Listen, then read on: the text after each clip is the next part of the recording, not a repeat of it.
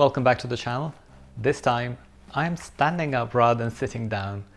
I sit around all day because of this isolation and quarantine, so I thought I should stand up and make this video.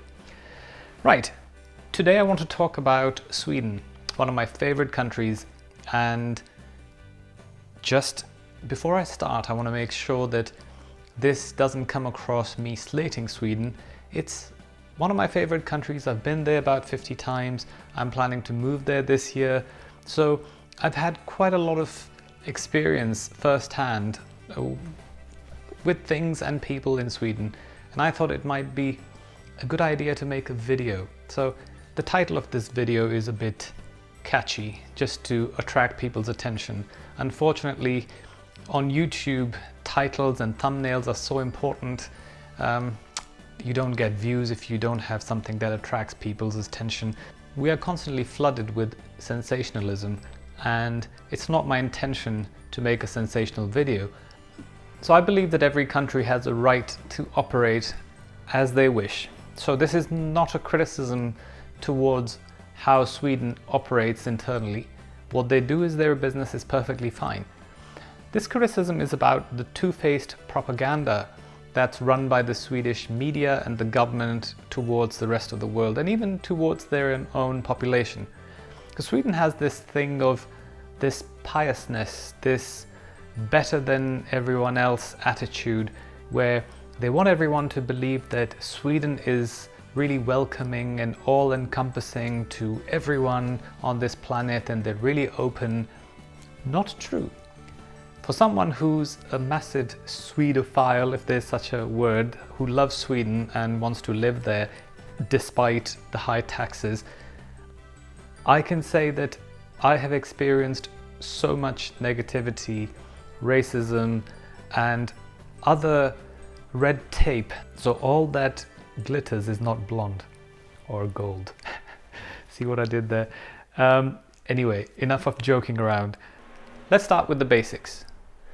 Most of you who haven't come or lived in the UK may not realize, but we don't have an identity card or an ID in the UK. So you can just live here and work. If you want to travel, you need a passport. If you want to drive a car, you need a driver's license. But we don't have anything that is equal to an ID that other countries have. Now, Sweden has ID cards. Of course, I understand the rest of the world has ID cards, but they also have this thing called a personal number, which everyone needs to have. And once you have a personal number, you have zero privacy, because anyone can get any information about you if they have your personal number, including your salary, your address. These are the kind of things that really, really bother me and worry me, because in the UK, we live a very private life. We don't publicize our personal information on the internet. In Sweden, you can just go on the internet and look up anyone's address. If you see a car driving by and you want to know who the car belongs to and where that person lives, just type in the registration number and you get the details. So if you want to go steal a car, you don't have to go searching for it. You just see the one passing by and you know where the person lives. Go at night and steal. And that's what Sweden is experiencing at the moment. They have a lot of people coming from neighboring countries, not Norway, but other countries across the water, perhaps, I don't want to name names, who come over. They sometimes steal cars, and sometimes, or most of the time, they steal parts, as I found out. And they go, break the window, remove the steering wheel, take it and sell it as parts. So that's a big problem that Sweden is facing, and I think they're going to have to change their policies and the way they operate with this open transparency thing that they have. Everyone knows everyone's salary. So these are the kind of things that, as a foreigner who lives in a country where your privacy is very important and you don't have an ID card and the police can't bully you, it's those kind of things. When you go to somewhere else where it feels like you're in a police state where the government is watching your every move. Anyway, so I went and registered myself with the Swedish tax office because I wanted to get a personal ID. And to tell you, why I need a personal ID, because I went to buy a mobile phone and they asked me for my personal ID and I said I don't have one. So they sold me a SIM card, but I can't have it registered to my name because I don't have a personal ID.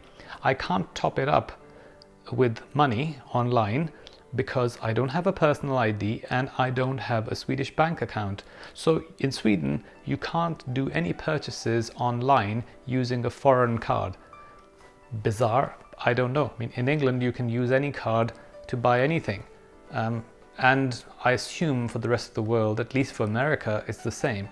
I can buy things in America using my British card. But in Sweden, you have to have a bank card or a credit card issued by a Swedish bank for you to make these purchases. But you can't get a Swedish card because you need a personal ID to open a bank account.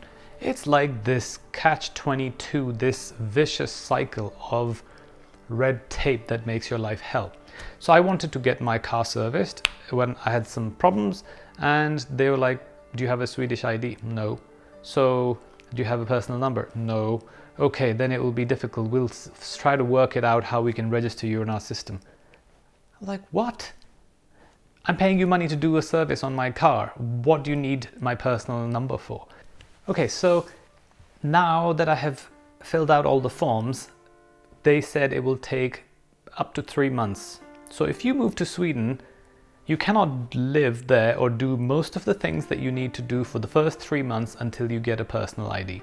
In the UK, we have something similar called the national insurance number, which you only need for employment. You don't need it to live your life here. So if you have money, you can come to the UK, you can live here for as long as you want, as long as you're not paying taxes and you're not claiming benefits.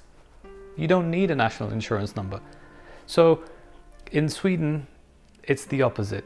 But our national insurance number, you get it within a week or two, and they give you a temporary one. Same thing in Norway, actually. They give you a temporary one until your permanent one is set up.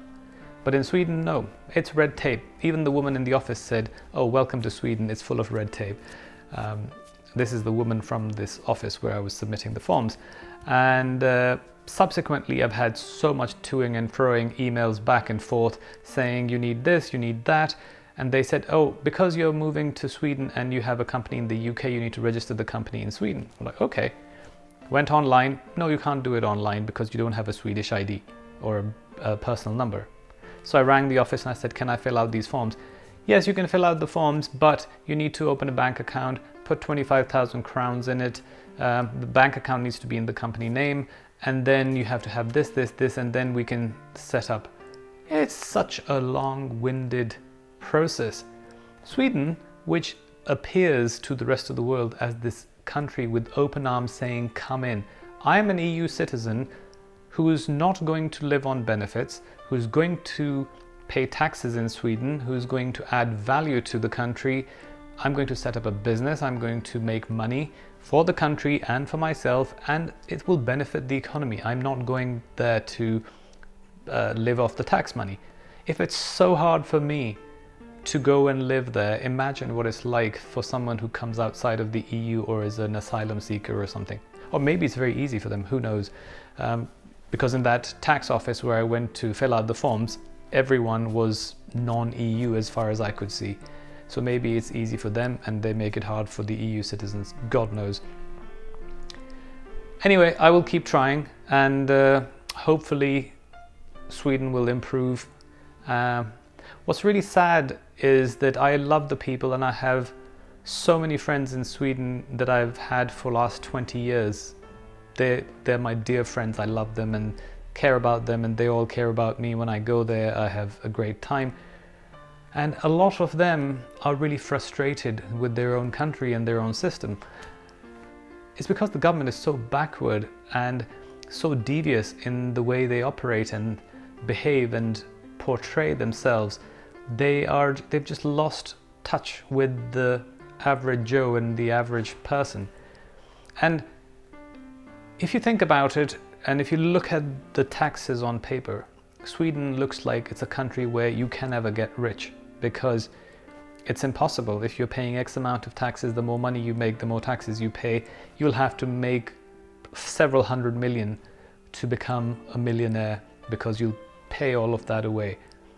But everyone has 2-3 houses, a country house, a summer house, a flat or a house in the city. They have a few cars. Everyone seems to have a boat.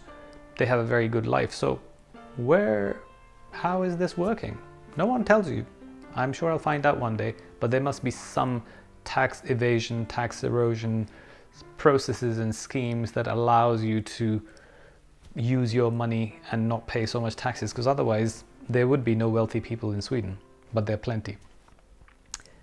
Anyhow, enough of my exposing Sweden video, but in these days of isolation, what am I supposed to do?